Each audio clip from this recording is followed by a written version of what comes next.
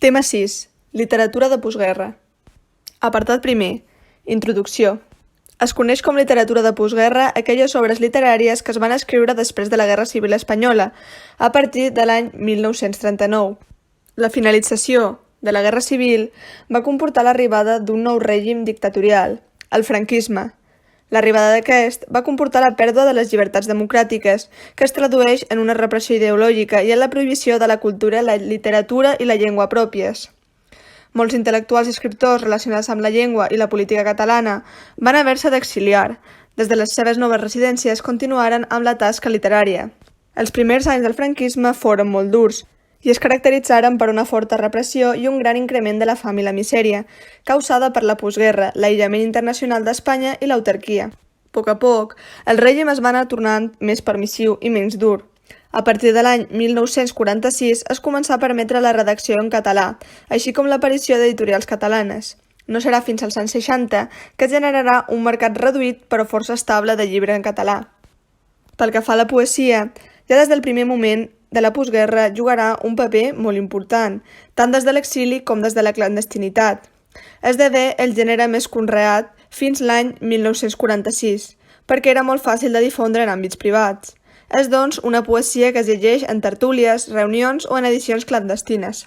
Serà el mitjà que donarà continuïtat a la literatura anterior a la Guerra Civil i que assegurarà la supervivència d'una cultura amenaçada i atacada. Les petjades de Riba i de Foix encara són molt notables, i les de Rosselló Porcel, Màrius Torres o Salvat Papasseit, tots tres morts molt joves, serviran de far per a les noves generacions. A mesura que es reactiva la literatura en català, es van perfilant tres tendències. Per un costat, la poesia que enllaça amb la tradició simbolista. Per l'altre, la poesia amb voluntat de recerca experimental. I per últim, la poesia de testimoni. Al mateix temps, es manté la voluntat de treballar acuradament el llenguatge i els mots, tradició iniciada en el noucentisme.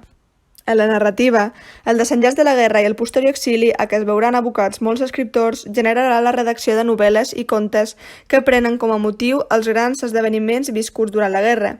Hi haurà dues tendències predominants. La narrativa testimonial narra l'experiència personal, generalment traumàtica, d'un personatge en un context històric real, cosa que dota l'obra d'un valor documental i sovint constitueix una denúncia d'una determinada situació.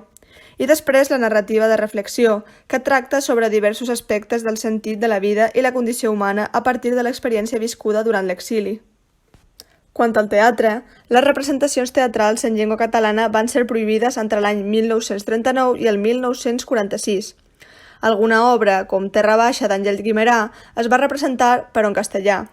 A partir de l'any 1946, gràcies a la nova situació creada amb el triomf de les forces aliades de la Segona Guerra Mundial, s'inicià un lleu procés d'obertura, un procés mínim, però que permetia reprendre lentament la normalització del teatre català als escenaris.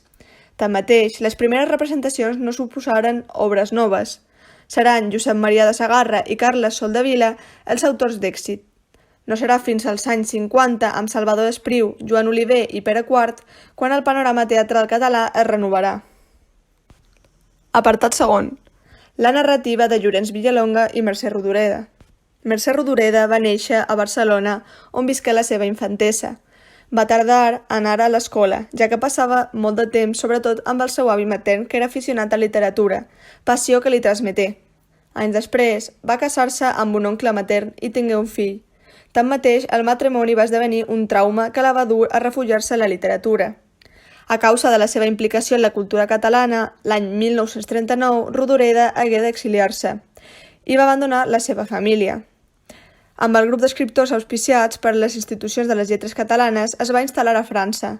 Allà va conèixer a Armand Obiols, crític que formava part del grup Sabadell, amb qui establí una relació sentimental.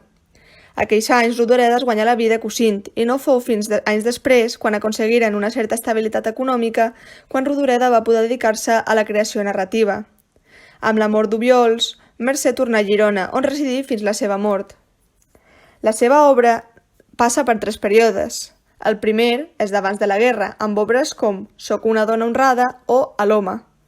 Després, entre els anys 1939 i 1957, va passar per una època de pausa literària, que va reprendre a partir de 1957, amb obres com La plaça del diamant.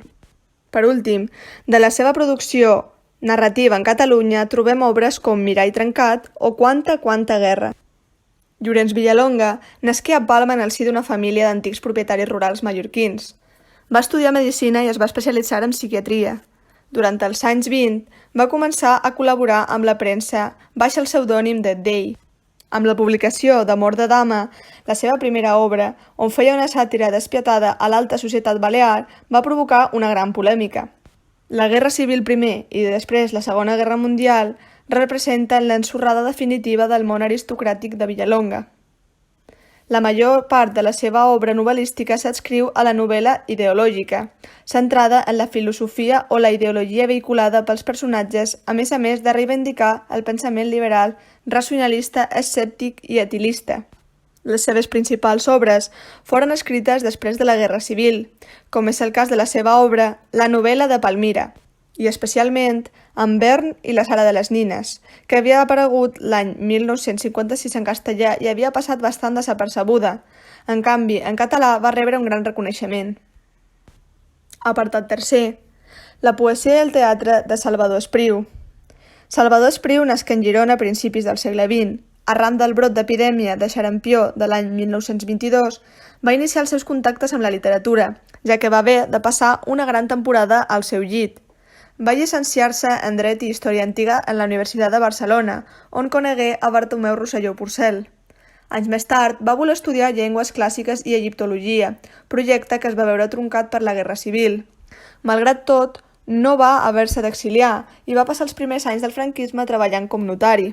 Fou un dels membres de la fundació de l'Associació d'Escriptors en Llengua Catalana, a més de la seva gran contribució en llengua catalana, ja que conreà tant la narrativa com la poesia com el teatre, destacant sobretot en aquestes dues últimes. La seva obra es caracteritza principalment per l'ús de diferents registres lingüístics, tractar temàtiques de la mort, la llibertat, el destí de Catalunya i de la seva llengua per afegir múltiples referències culturals i literàries de la Bíblia, de la mística jueva o diverses mitologies, i per conrear diversos gèneres. Les seves obres més destacades en poesia són Cementiri de Cinera, La pell de brau i les cançons d'Ariadna. La seva producció poètica representa una evolució i una humanització de la poesia simbolista. La seva poesia no es tanca ni s'aïlla de la realitat, sinó que com a conjunt mira cap al seu país i cap als problemes individuals i col·lectius. La pell de brau es va convertir en un emblema de la poesia de resistència antifranquista i del moviment conegut com realisme històric. A partir d'aquí, Salvador Espriu va ser considerat l'escriptor nacional de Catalunya. Quant a la seva obra teatral, destaquen les obres d'Antígona i Primera història d'Ester.